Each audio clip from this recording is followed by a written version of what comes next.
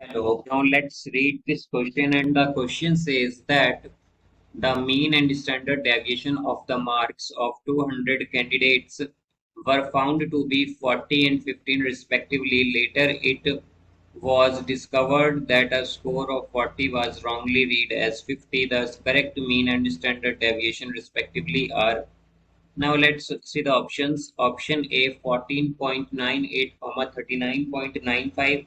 Option B 39.95, 16.12. Option C 39.95, 224.5 and option D none of these. तो आइए इस question को यहाँ पर हम सॉल्व कर लेते हैं। इस क्वेश्चन में हमसे कहा गया है कि हमारे पास जो मीन और स्टैंडर्ड डेविएशन है मार्क्स ऑफ 200 कैंडिडेट्स का, वो है 40 एंड 15, और later it was discovered that a score of 40 was wrongly read as 50।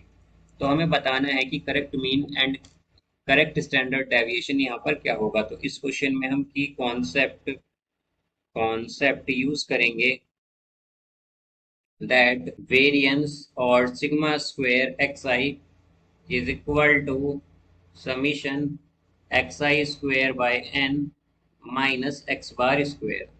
तो हमारे पास जो वेरिएंस होता है ये इक्वल होता है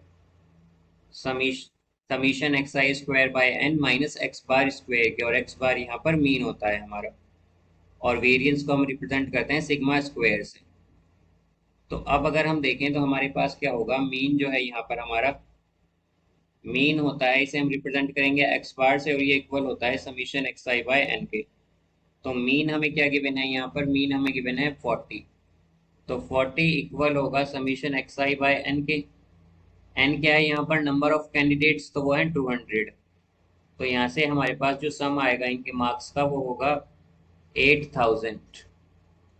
अब अगर हम न्यू सम देखें, यानी कि न्यू, या हम कहें कि करेक्ट सम देखें इनके मार्क्स का या इनके स्कोर्स का, तो वो होगा यहाँ से 8000 माइनस, हमने क्या रॉन्गली रीड किया है, 40 को हमने रॉन्गली रीड किया है 50। तो यानी कि 50 तो माइनस कर देंगे और ऐड करेंगे 40, बिकॉज 40 करेक्ट है यहाँ पर।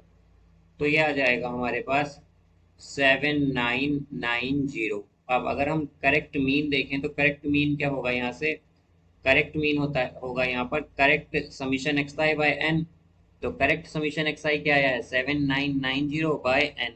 तो एन क्या है यहाँ पर, नंबर ऑफ कैंडिडेट्स वो है 200। तो इसका आंसर आएगा हमारे पास 39.95। ये हमारे पास करेक्ट मीन है।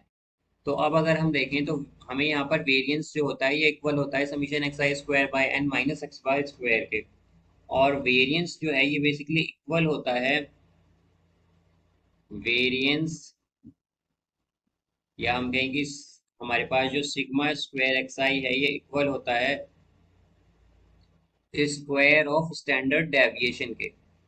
तो ये जो स्टैंडर्ड डेविएशन होता है उसका स्क्वायर होता है हमारे पास। तो यहाँ से हम अगर देखें तो हमारे पास सिग्मा स्क्वायर एक्स आई जो है ये किसके इक्वल आएगा, यहाँ पर हमें यहाँ पर स्टैंडर्ड डेविएशन गिवन है 15। तो 15 का स्क्वायर क्या होगा, 225। अब यहाँ पर हमने की कॉन्सेप्ट में देखा था कि हमारे पास वेरिएंस क्या होता है, summation x i square by n minus x bar square.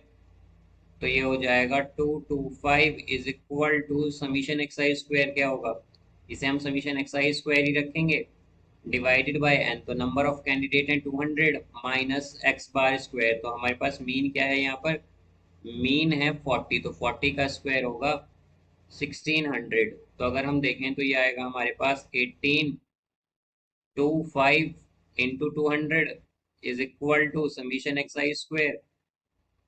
तो ये आएगा यहाँ से summation x i square is equal to 365 into, यहाँ पर ये आएगा 365 ट्रिपल जीरो। अब यहाँ पर हम अगर देखें तो जो correct summation x i square होगा ये आएगा हमारे पास, इसमें हमने क्या किया है, ये है 365 ट्रिपल जीरो, और इसमें हमने क्या किया है यहाँ पर 40 को रॉन्गली रीड किया है 50।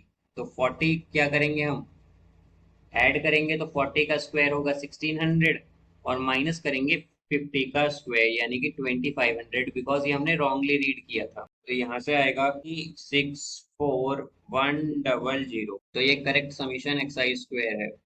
अब यहाँ पर हम अगर करेक्ट स्टैंडर्ड डेविएशन देखें तो करेक्ट स्टैंडर्ड डेविएशन जो है हमारा ये इक्वल होगा correct summation x i square by n के माइनस करेक्ट मीन के स्क्वायर के। करेक्ट मीन यानी कि एक्स बार का जो स्क्वायर होगा उसके। तो अब अगर हम देखें तो क्या आएगा, correct summation x i square हमारे पास आया है 364100 डिवाइडेड बाय एन क्या है हमारा, यानी कि नंबर ऑफ कैंडिडेट 200 है, माइनस करेक्ट मीन क्या है हमारे पास, करेक्ट मीन है यहाँ पर 39.95। तो 39.95 का अगर हम स्क्वायर करें तो ये आएगा हमारे पास 1596.0025। तो यहाँ से ये आ जाएगा, ये आएगा स्क्वायर रूट ऑफ 2244.4975।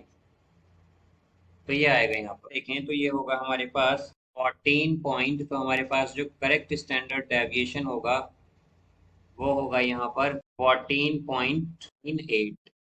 तो यहाँ से करेक्ट स्टैंडर्ड डेविएशन आएगा। और करेक्ट मीन क्या आया था हमारे पास, करेक्ट मीन था यहाँ पर हमारा 39.95 और करेक्ट स्टैंडर्ड डेविएशन आया है 14.98। तो इसका करेक्ट आंसर होगा हमारे पास option D, none of these. Because अगर हम देखें तो ऑप्शन ए में पहले हमें स्टैंडर्ड डेविएशन गिवन है और उसके बाद करेक्ट मीन है यहाँ पर, बट हमें बताना था पहले correct mean and then standard deviation, इसलिए इसका करेक्ट आंसर होगा option D. So I hope you understood it well. Best of luck. Thank you.